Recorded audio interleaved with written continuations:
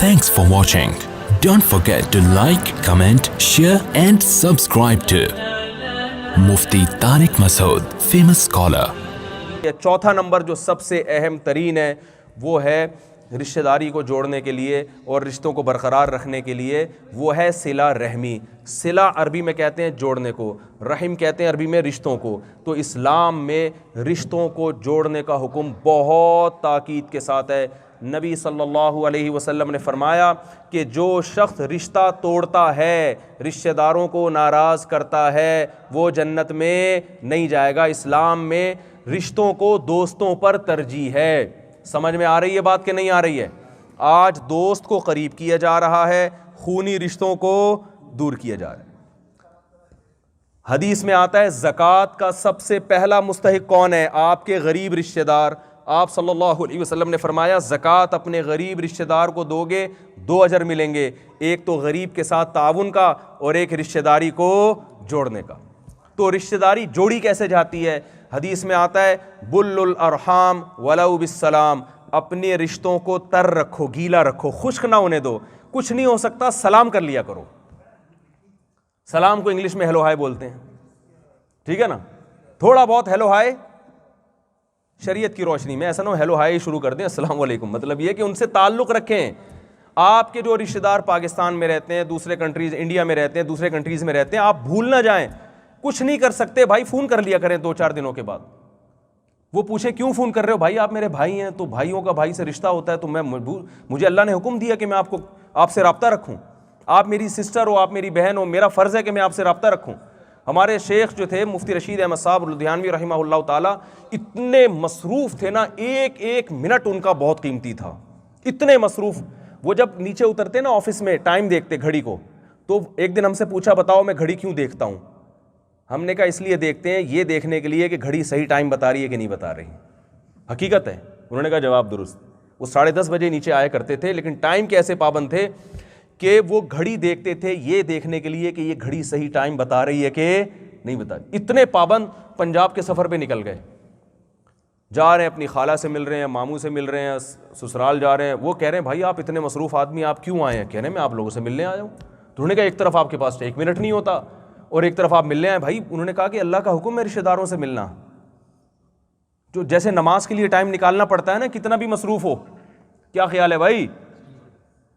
جن کو نماز کے لیے ٹائم نہیں نکلتا، میں کہتا ہوں آپ واش روم کے لیے ٹائم نکلتا ہے کہ نہیں نکلتا؟ کتنے مصروف ہیں تو واش روم کے لیے ٹائم نکلتا ہے کہ نہیں نکلتا؟ تو جو چیز ضروری ہوتی ہے نا، وہ خود بخود اس کے لیے ٹائم نکلتا ہے۔ تو جیسے نماز کے لیے ٹائم نکالتا ہوں، روزے کے لیے ٹائم نکالتا ہوں، تو رشتہ داروں کے ساتھ اچھا سلوک بھی نماز روزے کی طرح فرض ہے۔ تو اس لیے مجھے اس کے لیے ٹائم نکالنا، پنجاب میں میرے رشتہ دار تھے، بہت دن ہو گئے ملے ہوئے، تو میں سفر کر رہا ہوں سب سے کیا کرنے کے لیے؟ صرف ہیلو ہائی کے لیے۔ چچا کے گھر جا رہے ہیں، ماموں کے گھر جا رہے ہیں، سب ملنے کے لیے۔ تو بل الارحام ولو بالسلام، رشتہ داری جوڑو اگرچہ کس کے ذریعے ہو؟ سلام۔ لیکن اصل جو طریقہ رشتہ داری جوڑنے کا ہے وہ ہے جو خاندانی طریقہ جو آپ نے صحابہ کو بتایا، وہ ہے رشتہ داروں پہ پیسہ خرچ کرنا۔ آپ کو اپنے سب سے پہلے تو بیوی بچے ہیں جس پہ آپ کو خرچ کرنا پڑے گا۔ ابدأ بمن تعول، حدیث میں آتا ہے جو تمہارے عیال ہے نا، بیوی اور بچے، سب سے پہلے کس کو پہ خرچ کرنا ہے؟ بیوی بچوں پہ، وہ تو کرنا ہی کرنا ہے۔ اور پھر جن کی ذمہ داری آپ پر بنتی ہے ان میں سب سے پہلے والدین ہیں۔ قل ما انفقتم من خیر فللوالدین، اللہ فرماتے ہیں جو بھی اضافی خرچ کرو گے اس میں سب سے پہلے تمہارے پیرنٹس ہیں، ان کو آپ نے دینا ہے، ان کے مانگے بغیر نہیں۔ یاری بات میرا خیال ہے دینا ہے ان کو۔ وہ پوچھیں بھائی یہ مجھے ضرورت نہیں کیوں دے رہے ہو؟ بھائی میں ضرورت کی وجہ سے تو پڑوسی کو بھی کھلا دیتا ہوں، آپ اس کو اس لیے دے رہا ہوں آپ میرے ابا ہیں۔ ارے بھائی ابا پہ خرچ اگر ضرورت کی وجہ سے کیا جائے تو عام مسکین میں اور ابا میں کوئی فرق ہو گیا ہے بھائی؟ وہ تو کوئی بھی آپ کو کوئی کتا بھی نظر آتا ہے بھوکا تو اس کو بھی کھلاؤ گے نا، تو ابا میں اور ڈاگ میں کوئی فرق تو آپ نے چھوڑا نہیں۔ ابا کو تو اس لیے خرچ کیا جا رہا ہے کہ وہ کیا ہیں؟ ابا۔ ماں پہ اس لیے خرچ کیا جائے گا کہ وہ کیا ہیں؟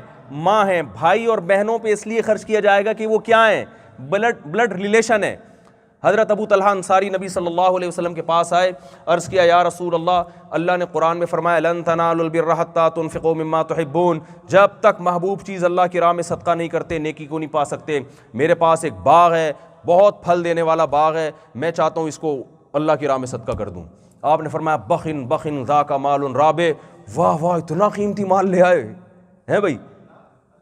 انہوں نے عرض کیا یا رسول اللہ آپ بتائیں کہاں خرچ کروں. فرمایا اپنے چچا کے بیٹوں کو دے دو. رشتہ داری جوڑنا سکھائی نبی صلی اللہ علیہ وسلم. اتنا بڑا گفٹ کس کو دیا جا رہا ہے؟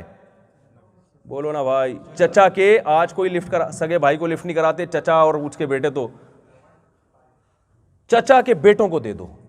کتنا ان کے چچا کو بیٹوں کو جب انہوں نے اپنا باغ دیا ہوگا, رشتہ داری کیسی مضبوط ہوئی ہوگی کہ نہیں ہوئی ہوگی. ساری زندگی وہ جب بھی باغ کا پھل کھائیں گے, اس سے بزنس کریں گے, کہیں گے یار یہ ہمارے کزن نے دیا ہے.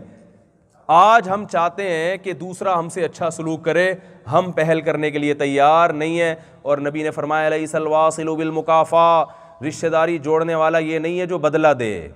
اس نے آپ کو چائے پلائی تو آپ نے بھی پلا دی, اس نے ہیلو ہائی کی تو آپ نے بھی ہیلو, اس نے گفٹ بھیجا تھا تو آپ نے بھی بھیج دیا. یہ تو سب کے ساتھ ہی ہوتا ہے بھائی, یہ تو فرینڈس کے ساتھ بھی ہوتا ہے. فرمایا رشتہ داری جوڑنے والا یہ ہے کہ رشتہ دار توڑ رہا ہے اس کے باوجود آپ جوڑ رہے ہیں. Thanks for watching. Don't forget to like, comment, share and subscribe to Mufti Tariq Masood Speeches channel.